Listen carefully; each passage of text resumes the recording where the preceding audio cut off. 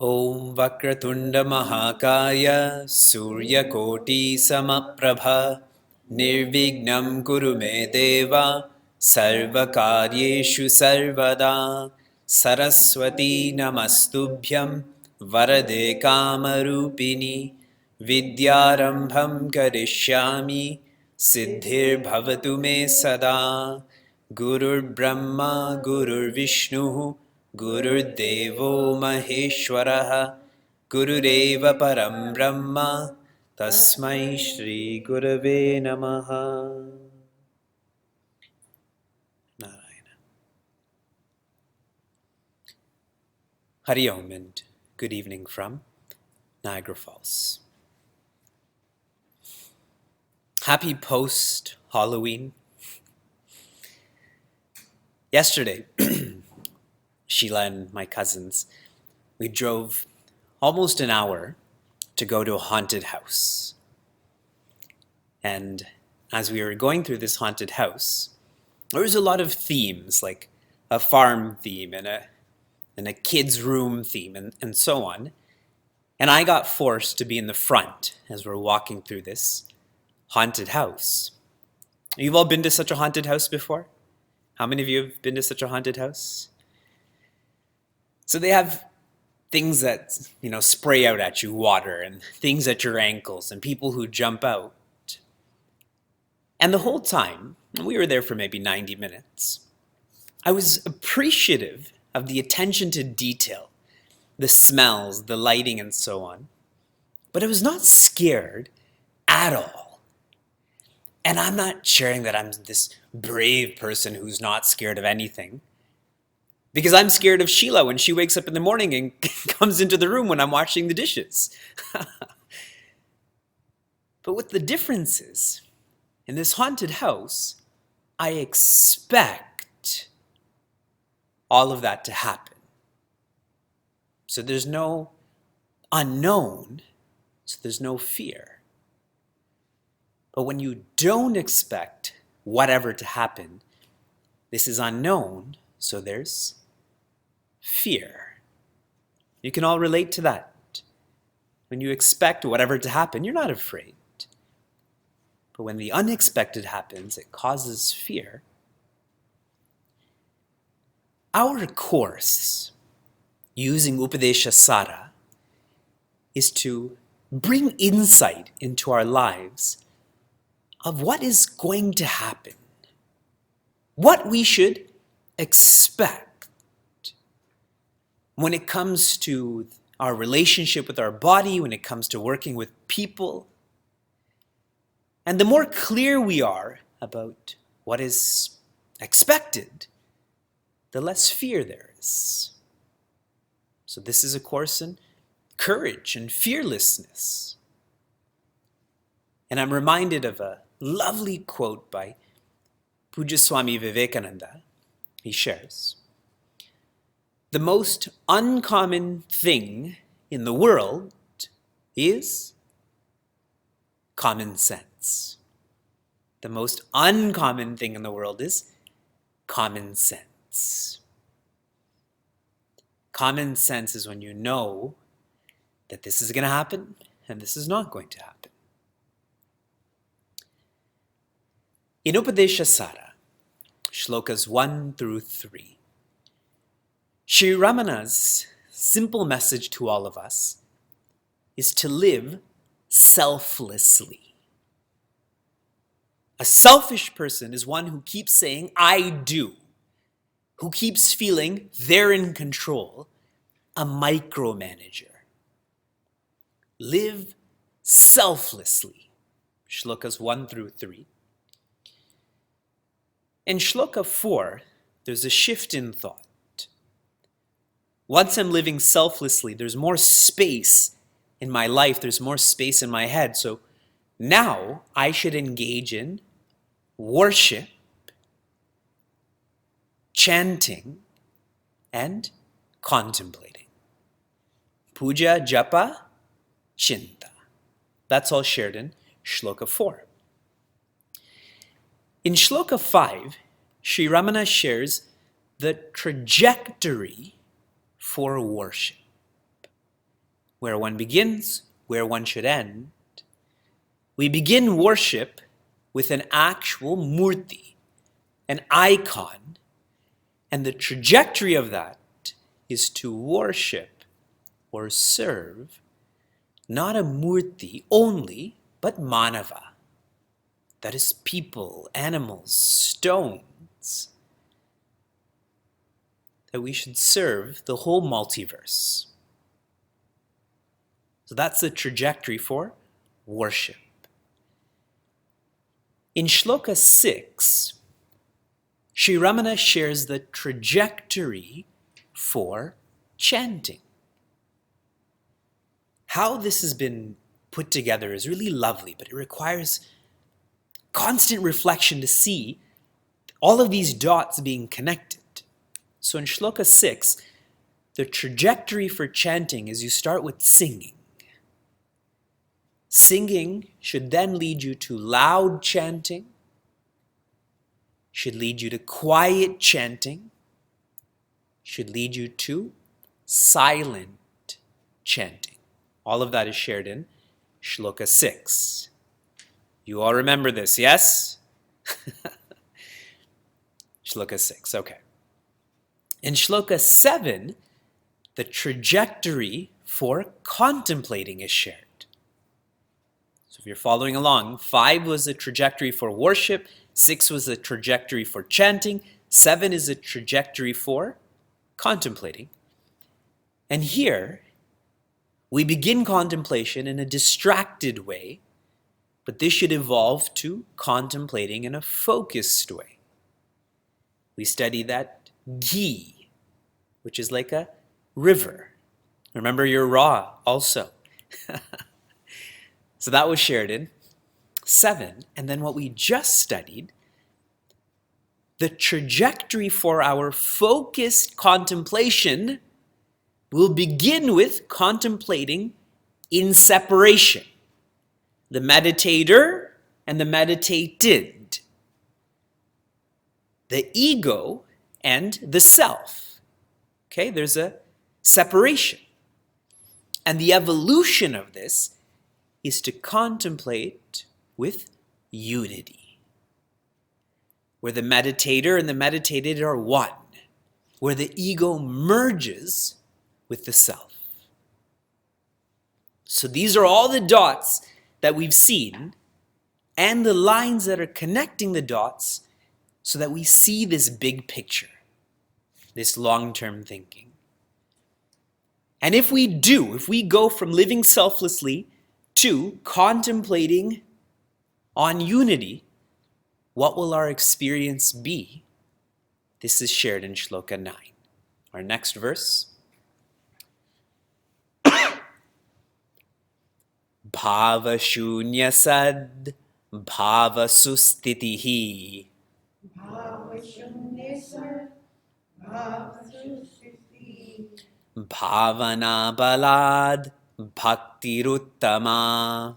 Bhavana balad, bhaktiruttama. And we'll chant together at the end after we study this verse. So we start with bhava shunya. Bhava here means identification. And shunya means zero. Shunya means nothing. So identify with zero, identify with nothing. What does this mean? Sri Ramana is sharing here to identify with nothing else. And when you identify with nothing else, there will still be a aspect of life, a aspect of you that will remain, and that is Sat, existence, awareness, or truth. So when we stop identifying with stuff, the BMI, articles, being, circumstances, pleasure, possession, position, when we stop identifying with that, what remains is nobility. What remains is joy. All of this is shared in the first quarter and giving you a different reference. In Srimad Bhagavad Gita, Bhagavan Krishna calls this Ananya Bhakti. Bhakti means to be devoted, to love. Love whom? Don't love anyone, and wherever your love is being directed in that state, that is divinity, that is God. When I don't love the finite, I naturally will love the infinite. And simplifying this some more, slowly your I want to sleep thought is going to grow. It's going to become more powerful. And the more powerful this thought becomes, what happens to the rest of your thoughts? The less powerful they become, isn't it? Don't they go away? Right now, what's powerful is your I want to watch a movie thought. So the I want to sleep thought is weak. But you can't hold this thought forever. Eventually, I want to sleep thought will become stronger and stronger. Then I want to hang out with my friends thought will stop. I want to watch a movie thought will stop. I want to brush my teeth thought, if you have that thought, will stop, etc., etc., etc. Until there's only I want to sleep thought. Isn't that bhava shunya, where you're ending all other thoughts? And then there is Sat. Sat is. There's a school of thought, there's a darshana in Buddhism called Shunyavadis. In English, it's called nihilism.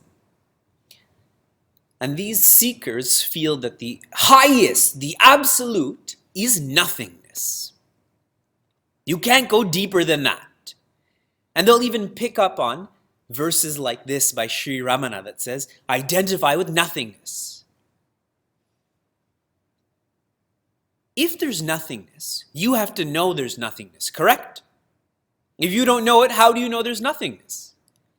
You have to know nothingness, which means that there isn't nothingness because you're there. It's impossible for there to be nothingness.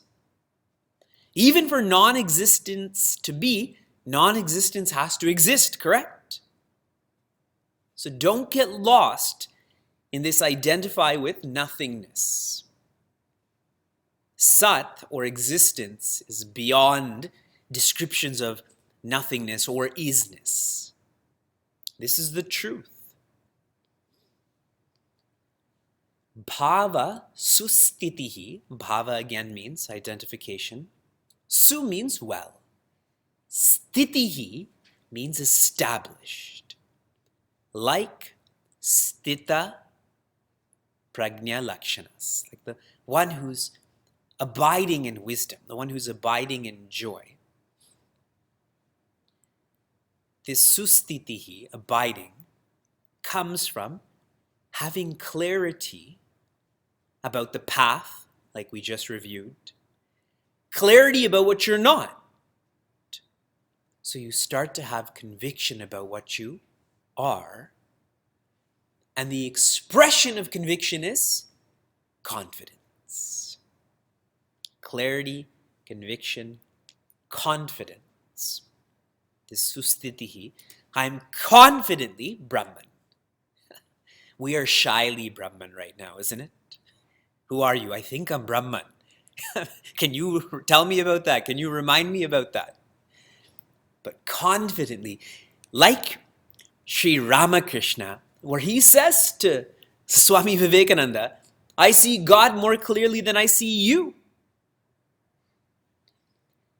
When we reach this sustitihi, this means going past the controlled environment and the uncontrolled environment. Right now we're in the controlled environment and we feel good.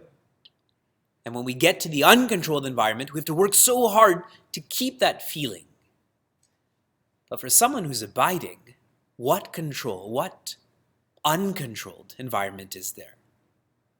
There's just oneness. And Swami Tejamayananda had shared that one goes past Dvaita, one goes past Advaita also. If there's Dvaita, there's Advaita. If there's Advaita, there's Dvaita. These are descriptive words. But for someone who's enlightened, there's only light. There's no description of any form of levels of darkness or even levels of light. There is only that absoluteness. Bhavana balat. Bhavana balat. If we pick up on this word, bala buddhi. Where do you hear this term, bala? Bala buddhi vidya dehu mohi. So bala here, some interpret as being physically strong. But bala has to flow into buddhi, into vidya. It is all encompassing when we use the word here, bala, to evolve our identification from the body to the mind to the intellect requires surreal strength. If you're practicing these 8 and now 8.5, 9 verses, the amount of strength that you do have, the amount of strength you will continue to need to have to abide is indescribable. It is far more intense than running a half marathon. It's far more intense than election day and being a governor and so on and so forth. This is the goal. This is the aspiration. It requires strength because you're rolling back from what you're used to. Someone was telling me that if you go to Walmart in New Jersey, they have Deepavali sales there. Diwali, there's Diwali sales there. And some of the signs are even written in Punjabi or in Hindi and so on and so forth. And they called those sales rollbacks.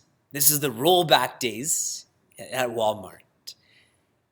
And it requires strength for someone to seek a lesser profit by making a product cheaper, right? Walmart has to be strong, even though they make, sometimes they make more than $1 billion a day. I've been to Bentonville a few times and spoken to some of the Walmart associates. Since I'm going with that, you know what the original Walmart store was called? It was called 5 and 10. It's still there. If you go to Bentonville, which is in Arkansas. Arkansas is in the Midwest of the United States, because that's also, right? Arkansas, Kansas. So everything in the store was a nickel or a dime. And now you think the Walton siblings are each worth over $20 billion. Roll back. We went from strength to go back to the self to describing this corporation. It requires a mindset to appreciate a different type of utility, a different perspective. Utility to us is, what do we get out of it today? How do I separate myself from you? this utility is I'm not okay with just absence of pain. I'm not okay with any dependency. The utility I want is freedom. So much strength that would be required, especially from outside temptations that are sharing, this isn't real. Our families sharing that, hey, focus on us. And Sri Ramana completes this shloka by bringing in this word bhakti. He says, bhakti hi uttama. This is the highest form of bhakti. This is the supreme manifestation of love.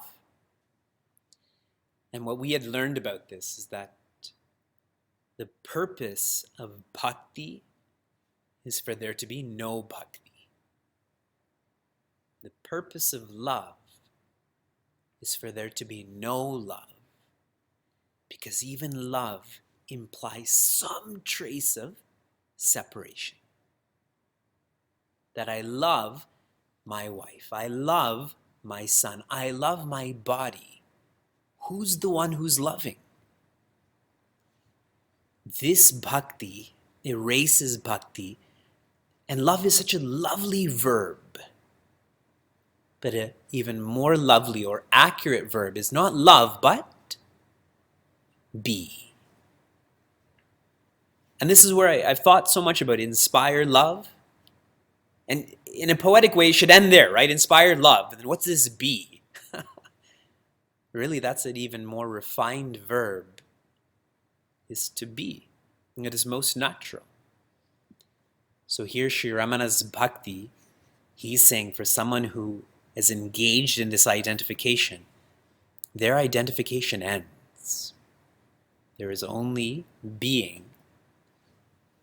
This is called para bhakti. The bhakti that takes you to para, to the infinite. And the last thought relating to all of this.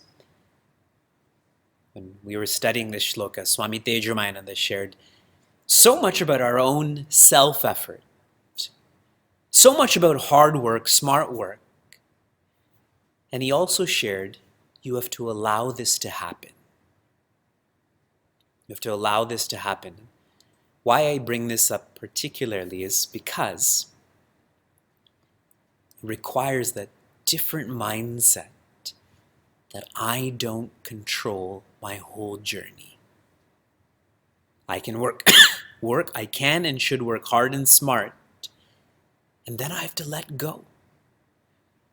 I have to let go of what I'm used to, what I know, and with that faith that someone will catch me, or I will, instead of falling, I will rise. We keep envisioning that if you let go, you'll fall. What if you let go and you rise? No. And I always remember the Truman Show. What would be cool one day is if we did class where we watched a movie together over Zoom. You know, it would break so many laws, but it would be cool anyways. Where there's so much of what he knows and he starts to appreciate that this is not real. And this boat takes him to the edge of that set. How many of you have seen The Truman Show? Did you ever think about it in this Vedantic way? On that boat, he reaches the edge of that set and it pierces that set. He walks along that set and then there's just this dark door. And he has no idea what's through that dark door, but he knows that this is not going to work. And he even vocalizes that, saying, I don't know what's going to happen, but I'm going to go anyways. That's the allowing this to happen. Every one of us has to start believing that we will be enlightened in this lifetime. You have to allow this to happen.